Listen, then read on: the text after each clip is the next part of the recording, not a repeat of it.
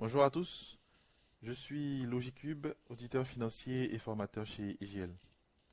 Alors aujourd'hui nous allons voir comment mettre en forme un tableau parce que l'objectif c'est d'arriver en fait à produire des reporting, c'est-à-dire des tableaux de bord mis en forme et utiles à l'analyse financière.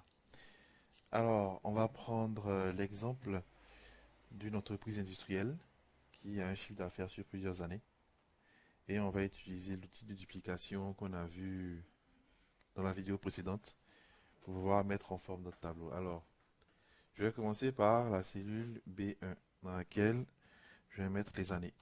2020, on va aller sur 5 ans.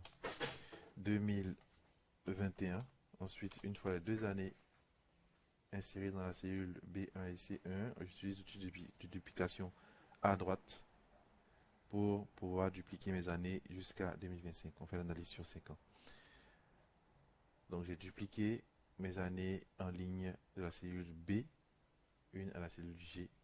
Ensuite, dans la cellule A2, je vais mettre les différents produits vendus par la société industrielle. Pour simplifier, on va tout simplement mettre produit 1.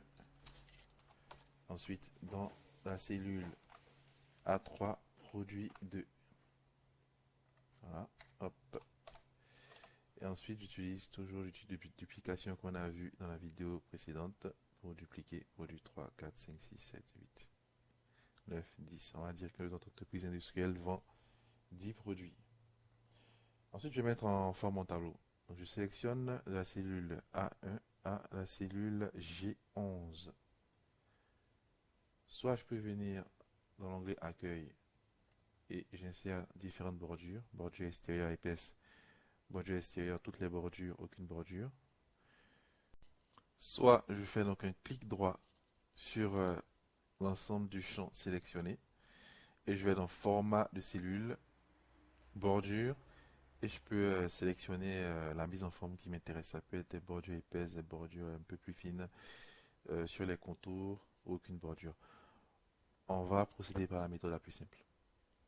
Je vais donc dans l'onglet Accueil, hop, je clique sur le petit bouton représentant les bordures et je vais mettre des bordures extérieures épaisses. Je vais faire pareil pour mes entêtes, bordures extérieures épaisses. Pareil pour hop, mes produits en colonne A, bordure extérieure épaisse. Je vais mettre mes entêtes en couleur bleue.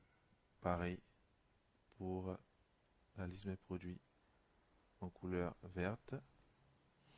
Et dans la cellule A1, je vais laisser donc une couleur toute blanche. Voilà, c'est une mise en forme très simple. On peut faire des mises en forme beaucoup plus complexes.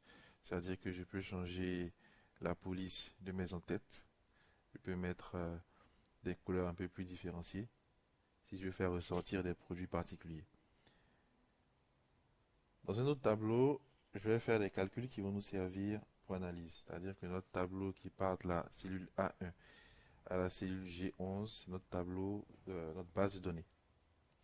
Dans le deuxième tableau que je vais construire, je vais plutôt mettre des entêtes qui vont nous servir à faire des formules pour l'analyse justement des chiffres que nous obtiendrons par la suite. La première donnée qui va être calculée, c'est la donnée moyenne. La deuxième donnée, c'est la donnée variation sur les 2 dernières années. Et la troisième donnée, c'est le pourcentage de variation sur les dernières années. Pour aller plus vite, je copie la mise en forme de mes 2 dernières entêtes, 2024 et 2025. Pour cela, je viens toujours dans mon onglet Accueil. Je sélectionne le pinceau qui me permet de reproduire la mise en forme et je l'applique aux entêtes que j'ai sélectionnées. Je vois qu'il me recopie totalement la mise en forme sélectionnée pour mes entêtes de mon tableau de base. Je sélectionne le champ qui m'intéresse et je mets les contours également pour pouvoir obtenir une mise en forme similaire. Voilà pour cette vidéo. Nous pouvons aller sur des mises en forme beaucoup plus complexes. Et dans la prochaine vidéo, nous verrons 2 formules intéressantes qui nous permettront de pouvoir générer des données et calculer des moyennes et des variations sur les données générées. Merci à vous.